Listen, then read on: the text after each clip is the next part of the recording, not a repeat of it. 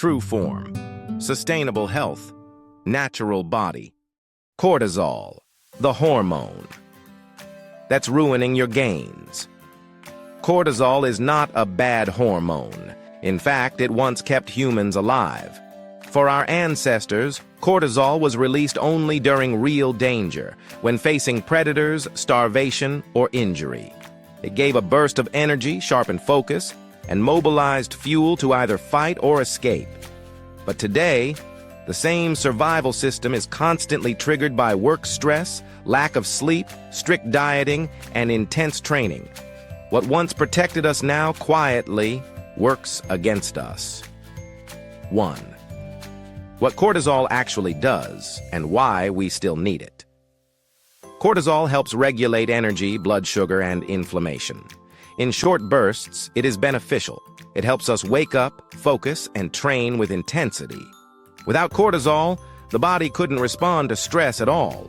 The real problem is not cortisol itself, but when it stays elevated for too long. That is what turns a survival tool into a muscle killer.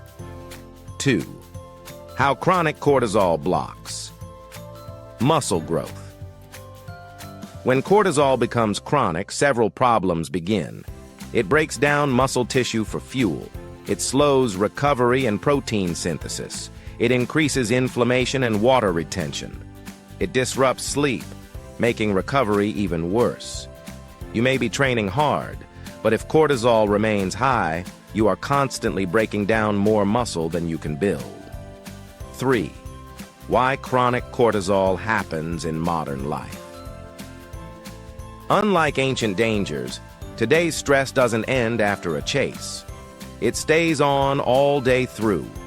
Work pressure and deadlines, sleep deprivation, emotional stress and anxiety, constant light, screens and caffeine, excessive calorie restriction or overtraining.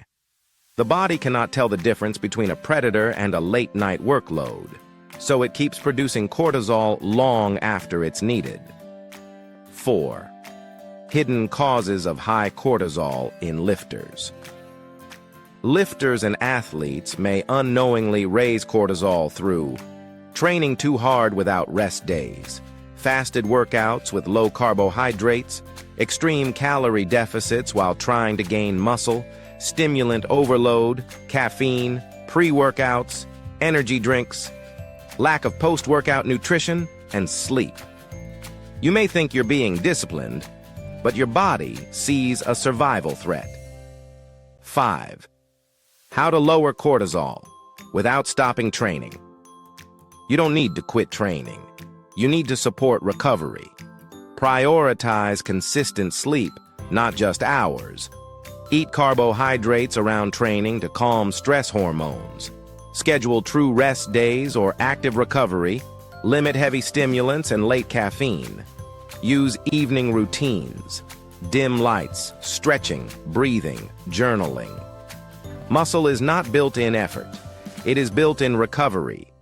Cortisol once helped humans survive danger, but in modern life it often becomes a silent enemy of muscle growth. Training is not enough. Controlling stress is what unlocks real gains. Protect your recovery like you protect your workouts. In the next video, we'll shift from physical recovery to mental recovery. Because stress relief isn't one thing, there are two very different kinds. Some activities give you a rush, others give you peace. Many people rely on only one and never truly reset. Understanding both may be the key to real recovery, not just from training, but from life. Subscribe so you don't miss it. If you found this helpful, hit subscribe and start building a healthy, sustainable body with us.